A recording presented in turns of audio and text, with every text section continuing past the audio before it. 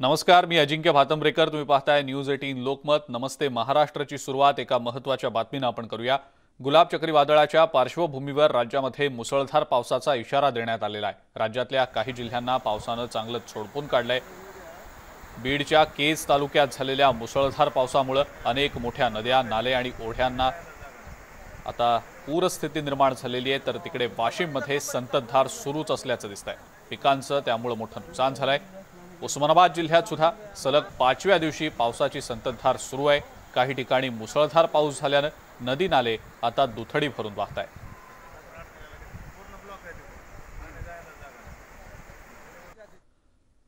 पुढची महत्त्वाची बातमी बघूया. बस चालकाचा आतताईपणा जीवघेणा ठरल्याचं दिसलेलं आहे. एसटी बस अक्षरशः वाहून गेल्याचं दिसतंय. प्रवाशांनी बस बाहेर पडून पोहून आपला जीव वाचवलाय. यवतमाळ जिल्ह्यातली ही घटना आहे. उमरखेड शहराजवळची ही घटना आहे. बसमध्ये 20 ते 22 प्रवासी होते. नागपूर घाट रोड डेपोची ही बस होती. नांदेडच्या दिशेने ही बस जात असताना यवतमाळ जिल्ह्यातल्या उमरखेड शहरापासून काही अंतरावर ही सगळी दुर्घटना घडली. बचाव कार्य सध्या सुरू असल्याची माहिती उमरखेडचे तहसीलदार देऊळगावकर यांनी दिलेली आहे. रस्त्याच्या दुतर्फा वाहनं उभी असल्यानं बचाव कार्यात अडथळा येत असल्याचं देखील समोर येत आहे.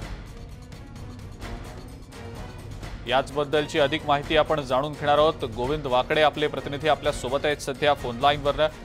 गोविंद, बस चालकाचा आतताईपणा जीवघेणा ठरत असल्याचं दिसलेलं आहे. चक्क एसटी बसच वाहून गेल्याचा प्रकार समोर आलाय. काय सांगता येईल त्याबद्दल? अजिंक्य, मागील 2-3 दिवसापासून उमरखेड आणि परिक्षेत्रामध्ये मुसळधार पाऊस सुरू आहे आणि त्याचाच परिणाम म्हणजे या क्षेत्रातले सगळे नदी नाले तुडुंब भरून वाहत आहेत. उमरखेड पासून काही अंतरावर असलेला हा दहागाव ओढ्यावर बांधलेला पूल होता. या दोन्ही पुलाला संरक्षक जे कठडे आहेत ते नाहीयेत आणि कदाचित ती बाब लक्षात न आल्यामुळे जो बस चालक आहे त्यांनी आपली बस टाकली आणि आपण बघतोय की दृश्यामध्ये किती हा भयंकर प्रकार आहे की पूर्ण बसच जी आहे ती ओढ्यामध्ये वाहून गेलेली आहे. थोड्या अंतरावर जाऊन एका झाडाला अडकल्यानंतर बसमधले प्रवासी बस मधनं बाहेर येतानाही दिसत आहेत आपल्याला आणि या प्रवाशांना वाचवण्यासाठी काही नागरिकांनी त्यामध्ये उडी घेतलेली आहे. पाण्याचा फ्लो जो आहे तो अत्यंत वेगाने आहे आणि त्यामुळे कुठेतरी बचाव कार्य नागरिकांकडनं केलं जातच आहे. मात्र स्थानिक तहसीलदार असतील, पोलीस प्रशासन असतील, स्थानिक जी नगरसेवक आहेत, ही सगळी मंडळी तिथे पोहोचलेली आहेत आणि बचाव कार्य करत आहेत. अर्थातच बस चालकाचा हा आतताईपणा म्हणावा लागेल की पुलावरनं पाणी जात असताना त्यामध्ये बस टाकणं हे धोकादायक ठरू शकते हे माहीत असताना देखील ही बस टाकल्या गेली आणि अंदाज न आल्यामुळे हा सगळा अपघात घडल्याचं दिसतंय. अतुल देऊळगावकर जे आहेत तहसीलदार त्यांनी माहिती दिलेली आहे आणि जी बस आहे ती नांदेडकडनं नागपूरला जात होती आणि नागपूरच्या घाटरोड डेपोची बस होती आता अशी माहिती दिली जाते. या ठिकाणी आत्ताच्या क्षणी हे बचाव कार्य सुरू आहे. मात्र दोन्ही तर्फे दुतर्फा बसच्या रांगा लागलेल्या आहेत, इतर वाहनांच्या रांगा लागलेल्या आहेत आणि त्यामुळे कुठेतरी बचाव करायला मोठा अडथळा निर्माण होतोय. मॉर्निंग वॉकला गेलेले जे नागरिक होते त्यांच्या ही बाब लक्षात आली आणि बस जात असतानाच खरं तर त्यांनी थांबवण्याचा प्रयत्न केला. मात्र आपण दृश्यामध्ये बघू शकतो की कशा पद्धतीनं बस चालक थांबला नाही आणि पुढे गेल्यानंतर त्याला संरक्षक कठडे वगैरे हे लक्षात आले नाही आणि ही बस गोविंद, बसमध्ये नेमके किती प्रवासी होते आणि बचाव कार्यात संदर्भात नेमक्या काय अपडेट्स येत आहेत? आपण म्हणालात मगाशी काही प्रवाशांनी बस बाहेर पडून पोहून आपला जीव वाचवलाय. काय नेमकी त्याबद्दलची अपडेट आहे गोविंद? अजिंक्य, हे झाल्याबरोबर साधारण त्यामध्ये लक्षात येते की 8 ते 10 प्रवासी बसच्या बाहेर निघताना दिसतात. ती सगळी पुरुष आहेत, त्याबरोबर काही स्त्रियाही आहेत असंही माहिती मिळते आहे. मात्र एकूण बसमध्ये किती प्रवासी होती याची माहिती घेतली जात असून बचाव कार्य सध्या सुरू आहे अशी माहिती आपल्याला अतुल देऊळगावकर जे आहेत तहसीलदार त्यांनी दिलेली आहे. दृश्यामध्ये आपण बघू शकतो की हे अत्यंत विदारक भयानक दृश्य आहे की जी नागरिक मंडळी होती त्यांनी थांबवण्याचा प्रयत्न केला, त्यानंतर ही बस पाण्यामध्ये कोसळल्याचं दिसते आहे आणि आता यामध्ये एकूण किती प्रवासी वाहून गेले आणि ते पुढे कुठे त्यांना बचाव कार्य केलं जाऊ शकते याचा आढावा घेतला जातोय। स्थानिक तहसीलदार असतील, एकूणच प्रशासनाचे सगळे अधिकारी आणि बचाव कार्य करणारी टीम तिथे आता उपलब्ध आहे। बिलकुल गोविंद, असेच आमच्या सोबत राहा। आपण ही दृश्य दाखवूया न्यूज 18 लोकमतच्या प्रेक्षकांना। अंगावर काटा आणणारी ही खरं तर दृश्य म्हणावी लागतील। एसटी चालकाचा आतताईपणा प्रवाशांच्या जीवावर बेततोय की काय, असंच एकंदरीत या दृश्यांमध्ये बघायला मिळतंय। पाण्याचा जबरदस्त प्रवाह आहे तरी देखील या जोरदार प्रवाहात बस पुढे नेण्याचा आतताईपणा या बस चालकानं केल्याचं आपल्याला बघायला मिळालेलं होतं। आता जी दृश्य आपण आपल्या स्क्रीनवर पाहतो आहोत सध्या, ही दृश्य आहेत ज्या वेळेला हे जे प्रवासी होते बसमधले हे आपला जीव वाचवताना दिसत आहेत। मात्र नेमके किती प्रवासी या बसमध्ये होते आणि बचाव कार्य नेमकं सध्या कुठपर्यंत आलेलं आहे याबद्दलची अजून ठोस माहिती समोर आलेली नाहीये। मात्र तिथले जे काही स्थानिक लोक होते त्यांनी देखील पोहत जात बसमधल्या प्रवाशांना वाचवण्यासाठी प्रयत्न केल्याचं आपण बघतो आहोत। मात्र बस चालकाचा हा आतताईपणा प्रवाशांच्या जीवावर बेततोय की काय, अशीच एकंदरीत ही सगळी दुर्घटना म्हणावी लागेल। आपण पाहतोय हे दृश्य आपल्या स्क्रीनवर। पाण्याचा इतका जोरदार प्रवाह असताना देखील बस चालकानं कोणताही विचार न करता बस पुढेच नेण्याचा निर्णय घेतला। मात्र त्यानंतर पाण्याच्या जोरदार प्रवाहामुळे ही बस अक्षरशः वाहून गेल्याचं आपण पाहू शकतो या दृश्यांमध्ये। याचबद्दलची अधिक माहिती आपण आता जाणून घेणार आहोत। भास्कर मेहरे आपले प्रतिनिधी आपल्या सोबत आहेत सध्या फोन लाईनवरनं। भास्कर, एसटी चालकाचा आतताईपणा प्रवाशांसाठी जीव घेणा ठरतोय की काय, असंच एकंदरीत हा प्रकार उमरखेड जवळ घडल्याचं दिसतं आहे। बचाव कार्य सध्या सुरू असल्याचं समजतंय। भास्कर, काय अपडेट आहे या संदर्भातली? अजिंक्य, गेल्या 4-5 दिवसापासून यवतमाळ जिल्ह्यात मोठ्या प्रमाणात पाऊस पडतोय आणि त्यामुळे ग्रामीण भागातले नाले आहे किंवा नद्या आहे आता ओसंडून वाहायला सुरुवात झालेली आहे। आणि अशातच आज आता काही वेळापूर्वीच एक हा अपघात झालेला आहे। 10 गाव म्हणून गाव आहे, त्या ठिकाणी एक नाला आहे आणि या नाल्यातून नाल्याला पूर आला असताना त्या ठिकाणी नाल्यावरून जे पाणी जात होतं आणि नाल्याच्या दोन्ही बाजूला जे कठडे असायला पाहिजे त्या प्रकारचे कठडे त्या ठिकाणी नव्हते। आणि असं असताना सुद्धा जी बस आहे ती घाटरोड डेपोची बस आहे, ही नांदेड ते नागपूर जाणारी।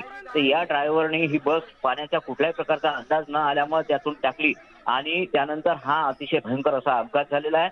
या बसमध्ये जवळपास 20 ते 22 प्रवासी असल्याची शक्यता वर्तवण्यात येत आहे। आणि बचाव कार्य जे आहे, बचाव कार्य आता सध्या त्या ठिकाणी सुरू आहे प्रशासनाच्या वतीनं सुद्धा। आणि त्या ठिकाणचे जे नागरिक आहे गावाच्या आसपासचे, यांनी सुद्धा प्रवाशांना या गाडीतल्या वाचवण्याचा प्रयत्नासाठी नदीमध्ये नाल्यामध्ये उड्या घेतल्याची एक माहिती आपल्याकडे आलेली आहे। आणि जे आपण दृश्य जे बघताय अतिशय भयंकर असे दृश्य आहे की आता यातून तरी आता अशा प्रकारचे जे नाले आहे त्यावर कठडे बसण्याची गरज आहे, अशी स्थिती या ठिकाणी निर्माण झालेली आहे। अजिंक्य, बिलकुल भास्कर, आतापर्यंत किती प्रवासी सुखरूप वाचलेत या अपघातातनं आणि आणखी काही प्रवासी अडकल्याची शक्यता आहे का? मदत कार्य नेमकं कुठपर्यंत आलंय? भास्कर, या सगळ्याबद्दल सविस्तर काय सांगाल?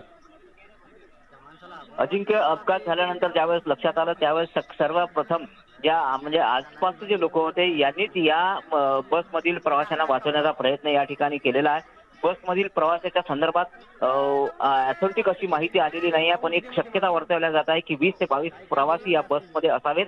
आणि सध्या जे आहे तर नेमके त्यांना कशा पद्धतीनं त्यातून बाहेर काढण्याचा एक प्रयत्न सुरू आहे। त्यानंतर जे गावकरी आहे तर ते सुद्धा आसपासचे त्यांनी एक प्रयत्न सुरू केलेला आहे। एकंदरीतच जीव वाचवण्यासाठी या ठिकाणी यश येताना दिसत आहे। बिलकुल भास्कर, तिथली पावसाची नेमकी काय स्थिती आहे सध्याची आणि प्रशासकीय यंत्रणा आता या सगळ्या अपघातानंतर, दुर्घटनेनंतर नेमक्या कोणत्या पद्धतीने प्रवाशांना मदत कार्य करण्याचा किंवा वाचवण्याचा प्रयत्न करतायत त्याबद्दल भास्कर नेमकं काय सांगाल? अजिंक्य, ही जी घटना आहे या घटनेच्या संदर्भात प्रशासनाला ज्यावेळेस माहिती झाली तर प्रशासनाकडनं या ठिकाणी टीम पाठवण्याला सुरुवात झालेली आहे। मात्र नेमकं कशा पद्धतीचे या ठिकाणी कार्य सुरू आहे हे अजूनपर्यंत पुढे आलेलं नाही आहे। मात्र तिथले जे स्थानिक नागरिक आहे यांच्याशी आम्ही ज्यावेळेस बोललो तर त्यांनी सांगितलं आहे की या ठिकाणी सर्वात प्रथम जे आहे ते गावकरी आहे, गावकऱ्यांच्या मदतीने या लोकांना वाचवण्याचं कार्य सुरू आहे। आणि आता नेमकं पुढे कशा पद्धतीचं हे होणार आहे किंवा म्हणजे खरी जी स्थिती आहे ही एक काही वेळानंतर आपल्या लक्षात येणार आहे. बिलकुल भास्कर, असेच आमच्या सोबत राहा. आपण पुन्हा एकदा ही दृश्य दाखवूया न्यूज 18 लोकमतच्या प्रेक्षकांना. एसटी चालकाचा आतताईपणा प्रवाशांच्या जीवावर बेतला की काय, एकंदरीतच या दुर्घटनेवरनं असंच म्हणावं लागेल. पाण्याचा जोरदार प्रवाह असताना, रस्त्यावरनं पाणी वाहत असताना देखील एसटी चालकानं बस पुढे रेटण्याचा आतताईपणा केला, बेपर्वाई दाखवली आणि यामुळे पाण्याच्या जोरदार प्रवाहामुळे ही एसटी बस वाहून गेली. बसमध्ये 20 ते 22 प्रवासी असल्याची शक्यता व्यक्त होतीये. नेमका आकडा अजून समोर आलेला नाही. मात्र सध्या या सगळ्या प्रवाशांना वाचवण्याचे प्रयत्न सुरू आहेत. बचाव कार्य त्या ठिकाणी सुरू आहे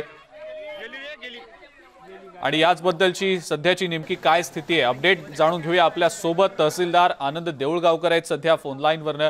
आनंदजी, काय नेमकी सध्याची स्थिती आहे? नेमके किती प्रवासी होते बसमध्ये? बचाव कार्य नेमकं कुठपर्यंत आलंय?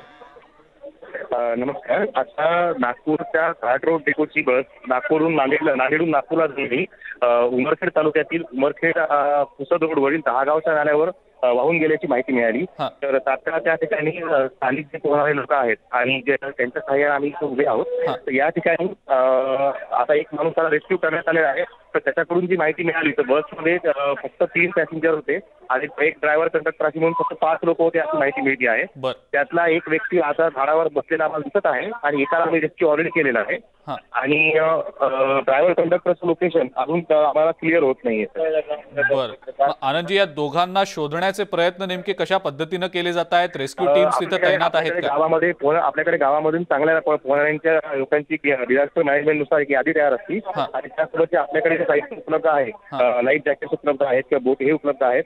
तर त्याच्याने आपण त्या लोकांना वाचवण्याचा प्रयत्न करत आहोत. बिलकुल. आनंदजी, स्थानिकांची नेमकी कितपत मदत झाली या सगळ्यामध्ये? स्थानिकांची मदत झाली तर कारण आपल्याकडे स्थानिक लोकांच्या यादी असते की त्याच्यात ते चांगले पोहणारे लोक आहेत ते. आणि आताच मान्य जिल्हाधिकाऱ्यांशी पण संपर्क झालेला आहे. तर त्याकडून जिल्ह्याच्या याच्यावरून state disaster relief fund SDRF ची टीम आता तात्काळ उमरखेड दाखल. बिलकुल. आनंदजी, जे व्हिडिओ समोर येत आहेत या सगळ्या दुर्घटनेचे, त्यावरनं असं दिसतंय की इतका जोरदार पाण्याचा प्रवाह असताना सुद्धा एसटी बस चालकानं बेपर्वाईनं पुढे बस नेण्याचा प्रयत्न केला. यानंतर या सगळ्या दुर्घटनेनंतर अशा प्रकारच्या घटना रोखण्यासाठी पुलांवर कठडे बांधण्याची गरज आहे. या सगळ्याकडे आपण कशा पद्धतीनं पाहता? बरोबर आहे सर. ऍक्च्युली हा पूल खूप जुना आहे आणि हा लो लाईन पूल आहे. तर PWD विभागाच्या साधला असतात त्यांनी ऑलरेडी ह्या पुलाला उंच करण्यासाठी प्रस्तावित केलेला आहे आणि हा बस तर आमच्या यवतमाळ किंवा नांदेड डिपोची नव्हती, त्यामुळे हा नेहमी फ्रिक्वेंटली असताना जाणारा नव्हता. त्यामुळे त्याला कोणता अंदाज नाही आणि त्याला ती बस थांबण्यासाठी जे आमच्या लोकल डिपोच्या बस आहेत त्या सर्व बस या ठिकाणी थांबल्या. त्यांनी तो पूल क्रॉस केला नाही. बरोबर आहे. आनंदजी, जे बस ड्रायव्हर आहेत, कंडक्टर आहेत, त्यांना नेमकं कधीपर्यंत लोकेट करता येऊ शकेल त्या दृष्टीनं काय नेमके प्रयत्न युद्ध पातळीवर सध्या केले जात आहेत? पाण्याचा प्रवाह खूप जास्त आहे परंतु आमचे प्रयत्न पूर्णपणे चालू आहेत. बरं आनंदजी, खूप खूप धन्यवाद. आपण न्यूज 18 लोकमतशी बोललात आणि या सगळ्याबद्दलची माहिती दिली त्याबद्दल. तहसीलदार होते उमरखेडचे, त्यांनी माहिती दिलेली आहे या सगळ्या दुर्घटनेबाबतची आणि सध्या बस चालक आणि कंडक्टर यांना शोधण्याचे, त्यांचा शोध लावण्याचे प्रयत्न सुरू आहेत. मात्र जे प्रवासी होते ते प्रवासी आता त्यांना वाचवण्यात यश आल्याचं समजतंय. 3 ते 4च प्रवासी होते बसमध्ये अशी माहिती मिळते. काही गावकऱ्यांनी प्रसंगावधान राखत तिथं धाव घेतली, पोहत ते त्या ठिकाणी गेले आणि त्यांनी प्रवाशांना बाहेर काढण्यासाठी प्रयत्न देखील केले. मात्र ही दृश्य आपण आपल्या स्क्रीनवर सध्या पाहतो आहोत. पाण्याचा जोरदार प्रवाह असताना सुद्धा बस चालकानं कोणत्याही प्रकारचा अंदाज न घेता बेपर्वाईनं बस पुढे नेण्याचा निर्णय घेतला आणि खरं तर या पुलाला कठडे देखील नव्हते, त्यामुळं कदाचित हे खूप मोठं दुर्घटनेला आमंत्रण देणारच ठरलं असतं आणि तसं घडलं देखील. आणि वाहत्या पाण्यात, जोरदार प्रवाह असलेल्या पाण्यामध्ये ही बस अक्षरशः वाहून गेली. आपण आपल्या स्क्रीनवर ही 2 दृश्य सध्या पाहतो आहोत. स्क्रीनच्या डावीकडे जी दृश्य आहेत ती बस वाहून जातानाची दृश्य आहेत, तर स्क्रीनच्या उजवीकडची जी दृश्य आहेत बस वाहून गेल्यानंतर बसमधल्या प्रवाशांनी आपला जीव वाचवला, ते बसमधून बाहेर पडल्याची ही दृश्य आहेत. अजूनही बस चालक आणि बस वाहक या दोघांचाही शोध लागलेला नाही. त्यांचा शोध लावण्याचे, त्यांना शोधण्याचे प्रयत्न सध्या सुरू आहेत. बचाव कार्य करणाऱ्या काही टीम्स, स्थानिक जे आहेत तिथले ते देखील त्या ठिकाणी उपस्थित आहेत। दोघांनाही शोधण्याचे प्रयत्न सध्या सुरू असल्याचं समजतंय। गोविंद वाकडे आपले प्रतिनिधी आपल्यासोबत आहेतच। गोविंद, आपण पाहतो आहोत काही प्रवाशांनी आपला जीव तर वाचवलाय, पण अजूनही बस चालक आणि वाहक या दोघांचाही शोध लागलेला नाही। या जोरदार पाण्याच्या प्रवाहात ते पुढे वाहून गेल्याची शक्यता व्यक्त होतीये। गोविंद, काय सांगता येईल या सगळ्याबद्दल? अर्थातच अजिंक्य, ही घटना अत्यंत दुर्दैवी आहे आणि धक्कादायकही म्हणावं लागेल। ज्या पद्धतीनं तहसीलदार देऊळगावकर सांगत होते की ही बस जी आहे ती उमरखेड डेपोची नव्हती किंवा आजूबाजूच्या जे आहेत शहर त्या डेपोची नव्हती, त्यामुळे जो बस चालक होता त्याला सूचना त्याच्यापर्यंत पोहोचल्या नसाव्यात, परंतु इथेच खरं तर प्रशासनाची जबाबदारी दिसते। हलगर्जीपणा दिसतोय की या मार्गावरनं ज्या प्रवास करणारे वाहन आहेत त्यांना खरं तर सूचित करण्यासाठी म्हणून तिथे पोलीस नियुक्त करणं, एखादा बंदोबस्त नियुक्त करणं हे आधी गरजेचं होतं। तो नेमला गेला होता का आणि तशा सूचना दिल्या गेल्या होत्या का, हे आता याची चौकशी होणं गरजेचं आहे। अर्थातच जे स्थानिक नागरिक आहेत त्यांनी स्वतः उड्या टाकल्या आणि बसमधले जे प्रवासी आहेत त्यांना वाचवण्याचा प्रयत्न केल्याचं दिसतं आहे। मात्र प्रशासनाची इथे कुठे हलगर्जी झाली का, असाही प्रश्न विचारला जातोय। दुसरीकडे जर बघितलं तर जो बस चालक आहे त्यांनी मात्र बेपरवाई दाखवलेली आहे आणि त्याचा आताताईपणा किंवा जे बघतो आता आपण दृश्यामध्ये की समोर जर पाण्याचा अंदाज येत नसेल तरीही बस पाण्यातून घालण्याची गरज नसतानाही अशा पद्धतीने त्यांनी बस टाकली आणि हा अपघात घडल्याचं दिसत आहे। आत्ता जी माहिती मिळते त्यानुसार काही जणांना वाचवून वर आणण्यात आलेलं आहे। स्थानिक जे नागरिक आहेत ते तिथेच आहेत, परंतु दोन्ही बाजूला दुतर्फा ह्या खूप गाड्यांच्या रांगा आहेत वाहनाच्या आणि त्यामुळे बचाव करायला अडथळे येत आहेत। मोठी दोरी टाकून खरं तर जसं तहसीलदार सांगत होते की एक जण स्वतःचा जीव वाचवण्यासाठी झाडावर जाऊन बसलाय, प्रवासी त्याला बाहेर काढण्यासाठीचे प्रयत्न सुरू आहेत। परंतु एकंदरच या घटनेमुळे पुन्हा एकदा अधोरेखित झालेलं आहे की ज्या पुलावरनं अशी पाणी वाहून जातात तिथे खरं तर अधिक खबरदारी बाळगण्याची गरज होती, मात्र बस चालकानं ही खबरदारी बाळगली नाही आणि परिणामी आपण पाहतो आहोत ही दुर्घटना घडलेली आहे। बस चालक आणि वाहक सध्या त्यांचा शोध लागत नाहीये, त्यांना शोधण्याचे प्रयत्न सध्या सुरू आहेत। प्रवाशांची संख्या जर जास्त असती तर कदाचित दुर्घटना आणखी मोठी घडू शकली असती अशी देखील भीती व्यक्त केली जाते। मात्र पाणी असतानाही अशा प्रकारे बस पुलावरनं नेणं हे आतताईपणाचं, बेपरवाईचं असल्याचंच दिसलं आणि त्याचा खूप मोठा फटका या एसटी बसला बसला। एसटी बस या पाण्याच्या जोरदार प्रवाहात वाहून गेलेली आहे।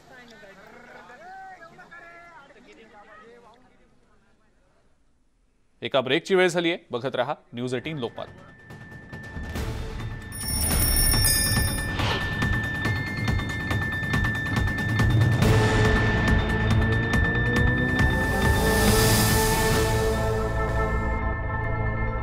नमस्ते महाराष्ट्रमध्ये ब्रेकनंतर आपल्या सगळ्यांचं पुन्हा एकदा स्वागत। उस्मानाबाद जिल्ह्यामध्ये सलग 5व्या दिवशीही मुसळधार पाऊस सुरू आहे। पावसामुळे सगळे नदी नाले ओव्हरफ्लो झालेत, अनेक गावातले रस्ते वाहतुकीसाठी बंद केले गेलेले आहेत। मांजरा नदी पात्रामध्ये पाणी वाढल्यानं वाकडी गावात काही लोक घराच्या छतावर अडकून पडलेत। सीना कोळगाव धरणाचे 2 तर तेरणा धरणाचे सगळे दरवाजे उघडण्यात आलेले आहेत। याचबद्दलची अधिक माहिती आपण जाणून घेणार आहोत। बालाजी निरफळ आपले प्रतिनिधी आपल्या सोबत आहेत सध्या। बालाजी, गावातले रस्ते वाहतुकीसाठी बंद झालेत, 5व्या दिवशी सुद्धा मुसळधार पाऊस जिल्ह्याभरात सुरूच असल्याचं दिसतंय, काय अपडेट?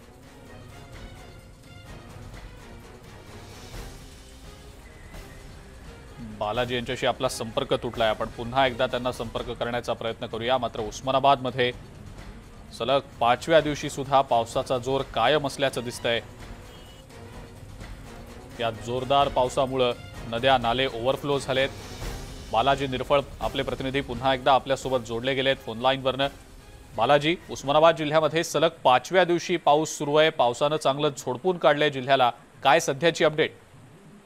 अजिंक्य, बघितलं आपण 5 दिवसापासून या पावसावरतीच लक्ष ठेवून पावसाच्याच बातम्या दाखवत आहोत। मात्र आजची जी परिस्थिती आहे ती हाताबाहेर जाताना सांगितलं होतं आपण, कालही याच्या बातमीत उल्लेख केला होता की आज जर पाऊस झाला तर उद्या धोक्याची पातळी 100% जिल्ह्यात वाढणार आहे। सगळ्यात मुख्य जर आता बघितलं अजिंक्य तर मांजरा नदी जी आहे ती 2 जिल्ह्याच्या सीमेवरती वाहते। उस्मानाबाद आणि बीड जिल्ह्यात तिची नदी वाहते आणि या मांजरा नदीनं जे आहे ते अक्षरशः पात्र जे आहे ते खूप मोठ्या प्रमाणात भरून वाहत आहे. कित्येक हजारो हेक्टर शेती याच्या बाजूची आहे ती शेती पाण्यात गेलेली आहे. आणि सगळ्यात मुख्य जर म्हणलं तर खाली इकडं धरणाच्या बाजूला जी परिस्थिती आहे मांजरा धरणाच्या, तिथल्या गावात पाणी शिरल्यानं वाकडी असेल, सातेवळ असेल, संगणा असेल, आवड शिरपुरा असेल किंवा दाबा असेल, ही गावं जी आहेत त्या गावात पाणी शिरल्यानं तिथं लोक काही अडकली आहेत. आणि ही अडकलेली लोक बाहेर काढण्यासाठी एनडीआरएफची टीम जी आहे ती उस्मानाबादकडे निघालेली आहे आणि ती टीम आता कळंब परिसरात येणार आहे. ही सगळी परिस्थिती एका मांजरा धरणाची नाहीये, तर तेरणा नदी, तेरणा धरण याच्या बाबतीत ही अशीच परिस्थिती आहे. तेरणा नदी ही गेल्या अनेक दिवसापासून दुतडी भरून वाहत होती. तेरणा धरण ही ओव्हरफ्लो झालं असून धरणाचे दरवाजे सगळे उघडलेले असले तरी तेर हे संत गोरोबाकाचं गाव आहे, त्या गावात सुद्धा पाणी गेलेलं आहे. त्या परिसरातली रामवाडी असेल, डकवाडी असेल, या सुद्धा गावात पाणी गेलं आहे आणि तिथेही लोक अडकल्याची माहिती जी प्रशासनाला सध्या मिळत आहे.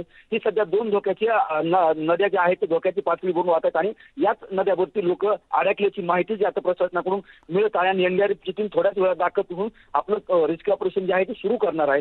सगळी परिस्थिती बघितली तर 5 दिवसापासून सलग जिल्ह्यात पाऊस पडतोय आणि आजही असं जर बघितलं तर आज सुद्धा ढगाळ वातावरण आहे आणि ढगाळ वातावरण असल्यामुळं पावसाचा कधी पाऊस पडेल याचं सांगता येत आणि आज जर पाऊस पडला तर हा धोका जो आहे तो निश्चितच आणखीन वाढणार आहे. त्यामुळे सगळ्यांना सतर्कता घेणं गरजेचं आहे. बिलकुल बालाजी, धन्यवाद. सविस्तर माहिती आपण दिलीत त्याबद्दल.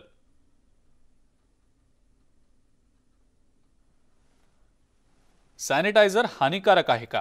लसी घेतल्यामुळे तुमच्या डीएनए मध्ये बदल होतो का? लसी घेतल्यानंतर तुम्हाला कोरोनाची लागण होऊ शकते का? असे काही प्रश्न तुमच्या मनात असतील तर आता अशी एक जागा आहे जिथे तुमच्या सगळ्या प्रश्नांची उत्तरं मिळू शकतात.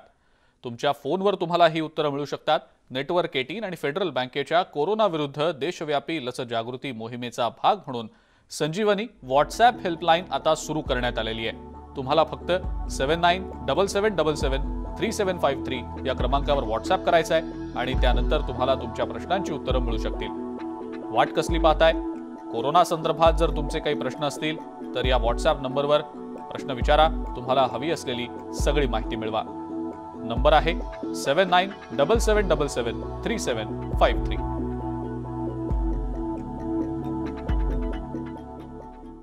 नमस्ते महाराष्ट्रमध्ये इथेच थांबायची वेळ झालेली आहे. मात्र जाता जाता महत्त्वाचं आवाहन, कोरोना प्रतिबंधक नियमांचं पालन करा.